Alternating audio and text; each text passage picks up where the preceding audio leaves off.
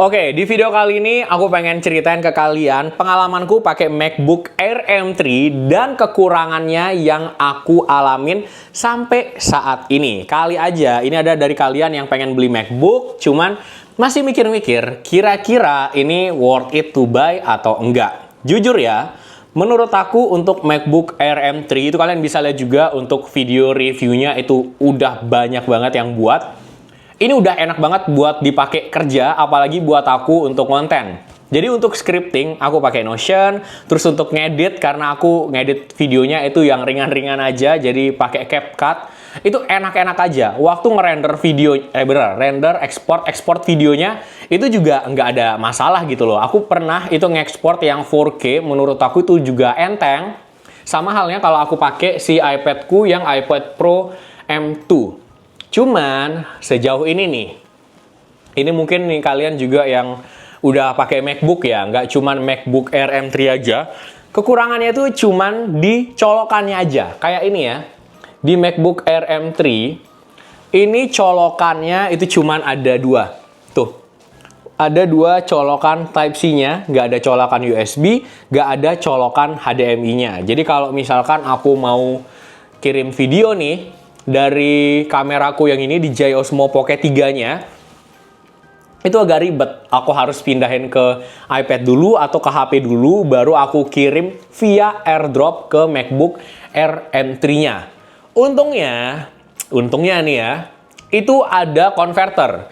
Jadi aku ada dua converter dari PX. Ini ada yang 3-in-1 sama ada yang 6-in-1. Jadi menurut aku converter ini bisa ngatasin kekurangan dari MacBook Air M3-nya. Itu sih yang aku alamin selama pakai si MacBook Air M3-nya. Nggak tahu nih, kali aja kalian yang udah pakai MacBook Air M3 atau MacBook lainnya itu ada pengalaman lainnya soal kekurangan yang kalian ngalamin selama pakai si MacBook Air M3-nya. Karena ini aku baru pakai sekitar 1 bulanan. Dan yang aku alamin itu permasalahannya cuman di colokannya aja, yang cuman ada dua. Jadi ini aku pakai konverternya dari PX yang 3-in-1. Ini ada colokan untuk USB, HDMI, sama untuk Type-C chargernya. Ini biasa aku pakai untuk ke iPad juga, karena iPad case-nya tuh sama gitu loh.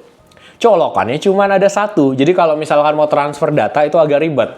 Nah, karena aku pengen itu colokannya lebih banyak dan ada colokan micro SD-nya juga, karena kan aku dari sini ya mau pindahin ke ke MacBookku itu pakai micro SD.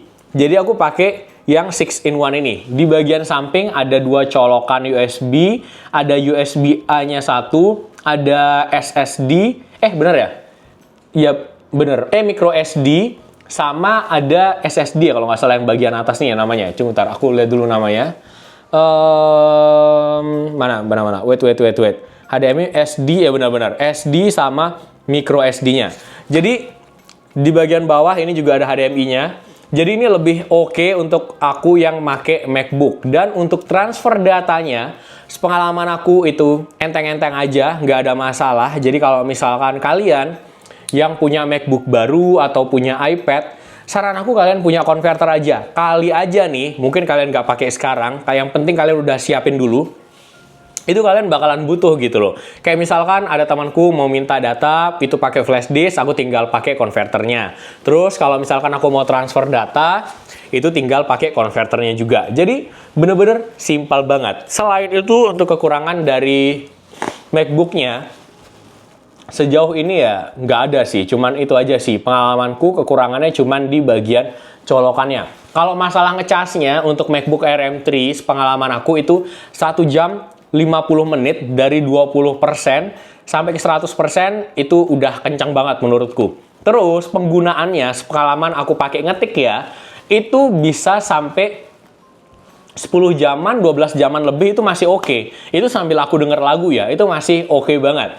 Terus ini kenceng atau enggak, bener-bener beda banget sih. Vibes-nya waktu pakai si MacBook Air M3-nya itu buat kayak pindah-pindahnya itu kenceng gitu loh. Terus nggak ada masalah, aku mau buka banyak desktop, itu juga lancar-lancar aja. Jadi kalau misalkan dipakai kerja, ini buat kalian ya, itu worth it banget.